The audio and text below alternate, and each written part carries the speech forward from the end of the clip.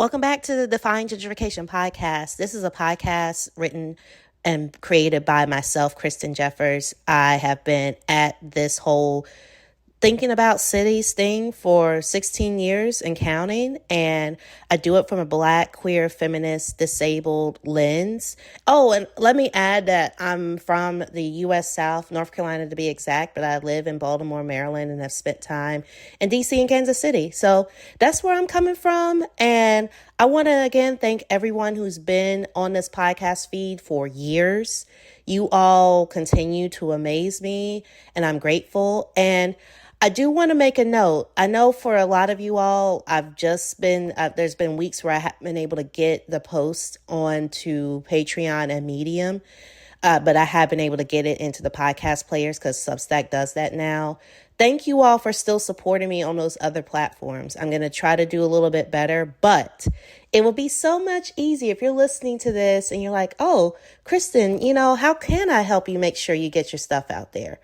Patreon.com/Kristen E. Jeffers, as well as if you're on the Substack version of this, going paid. Substack's really good about making sure that you go paid when you can.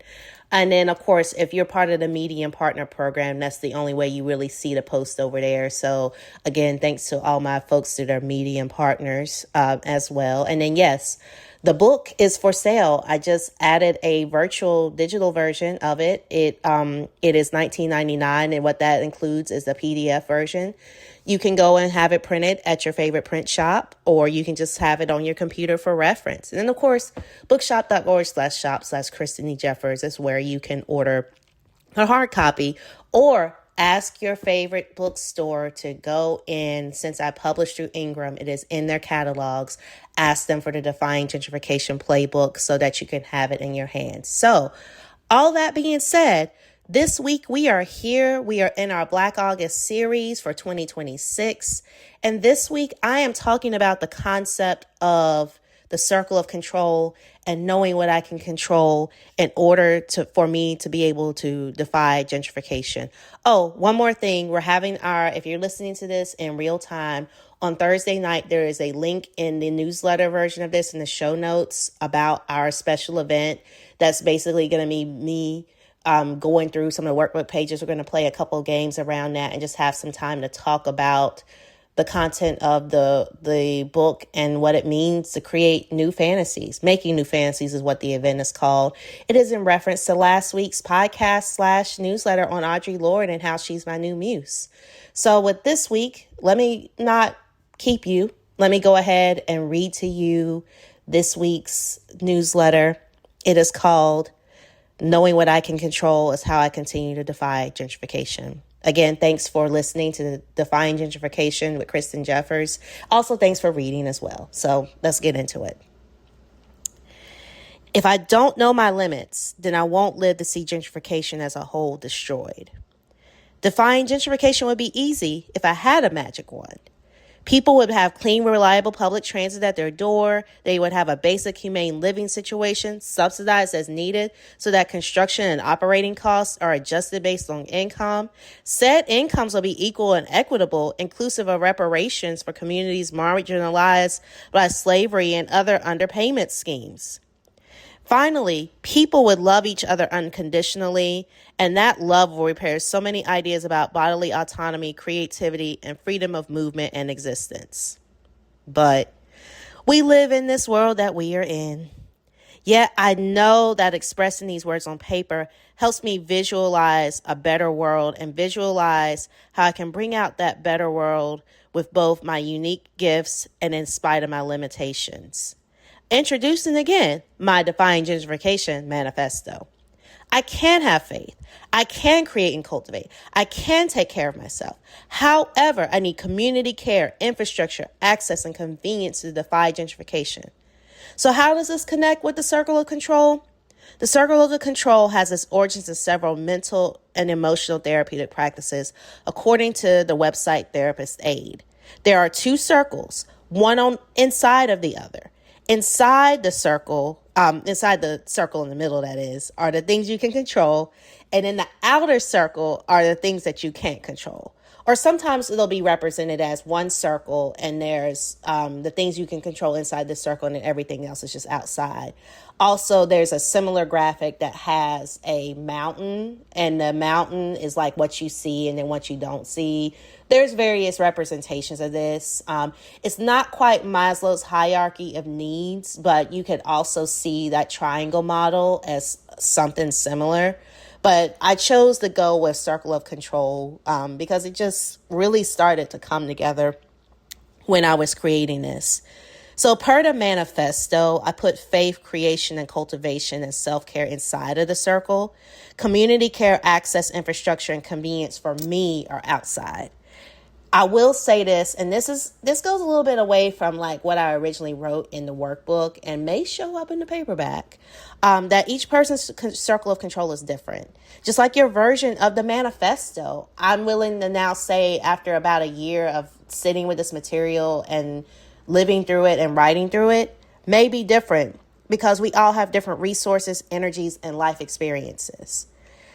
Say you are a real estate developer that still listens to me, and you actually do want to provide housing infrastructure, and your manifesto, and you want to actually build community. Similar, I want to give a shout out to Baltimore City's Parity Homes, like where they're really working on providing community along with creating the opportunity for homeowners to be homeowners. And so those folks that run that organization probably would have a different Defying Gentrification Manifesto, and they would have a different circle of control when it comes to those matters. They have access. If you're also a developer in that same vein, you all have access to capital and expertise in building homes. So infrastructure, access, convenience, and community care would be inside your circle. Then you might be dealing with, you might not have a good work-life balance. So self-care may feel uncontrollable. You may feel like you're not creative. So you may be wanting to take some art classes. So that might be outside your circle. So the circle could be inverted. And then I want to honor that not everybody, like some people are humanists. And to me, that's still a faith. It's faith in yourself. It's faith in like a general sense of being. Some of us have faith that there's a higher being or higher power. And sometimes that faith can be restrictive. Sometimes that faith can still be open and abundant. And sometimes you're just cool with just being yourself. So that could also be outside your circle. And I want to honor that. When you read the written version of this, I'm going into even deeper detail than I do in the written version around these topics. Because, yeah, it's so important. And for me, I put infrastructure, access, convenience, and community care inside my circle, or outside my circle rather, because I know I could watch YouTube people that build houses. I've watched many of you all build homes, build communities. I'm very aware of the city programs like here in Baltimore, and I know Washington, D.C. has a similar program where they pay for you to be trained in construction trades, similar to the, the electrical trade like my dad did. I could convince a bank. One day I could wake up, go walk down to a bank, and maybe they would finance an apartment building that I would build. I haven't done any of those things before. They are on the bucket list, and they're not things I can do in the middle of the night when I'm despairing about not having enough money or being able to be at jobs longer, or just the fact that I've had 16 years of press quotes and thought leadership in these spaces, and some people still don't recognize that as something worth paying for. I'm definitely in that number of Black women who've lost their jobs and lost their livelihood.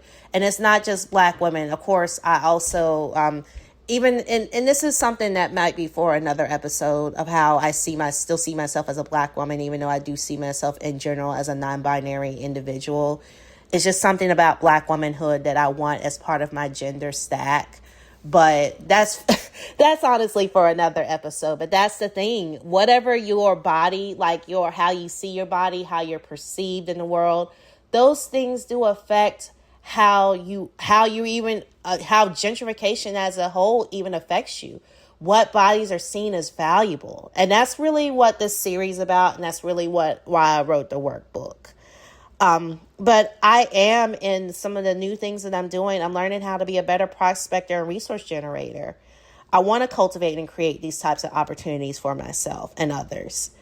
But right now, I have more yarn than I could ever sell. Like, I have a whole room's worth of yarn at my house, so I'm more apt to make clothes because I can make clothes in the midnight hour. Like, if I'm up and I can't sleep, I can walk to my studio, I can take out a ball of yarn, and I can start stitching something up and soothe my soul. Or I can get in my car on the bus. And actually, there's a bus that comes by my building that takes me right to the Canton Waterfront Park. And then I can observe the Patapsco River. I used to get in the car and drive to the National Harbor. And even though there was a slight fee to pay there, like for 90 minutes for $5, I could walk the waterfront. And we did that so much. And then, of course, when I lived at the Southwest Waterfront in D.C. I mean, I was on the water. So I often would go down to the old South, like the older part of the Southwest Waterfront that was more tree covered and was really right on the water. Like literally you just stand on the gate right on the water. And I would just stand there and I would observe that and just observe how the water does things. And our friend and colleague Free has mentioned that water is the true gateway to our cities. I know I'm paraphrasing, so if you hear me and you read this, know that I know I'm paraphrasing what you said. Feel free to tell everybody how you really see this and talk more about your theories around what water does and how water moves in our cities. And even for me, water reminds me that it can take over the land whenever it feels like it, and that we can't always control it. When we try to control it, that's what's happening with these overindulging data centers. Like it's happening and it's been happening before. You know, we have factories that were built to be use water, but they would contaminate the water. We've been here before when it comes to big business overusing resources to the point that they become scarce and polluted.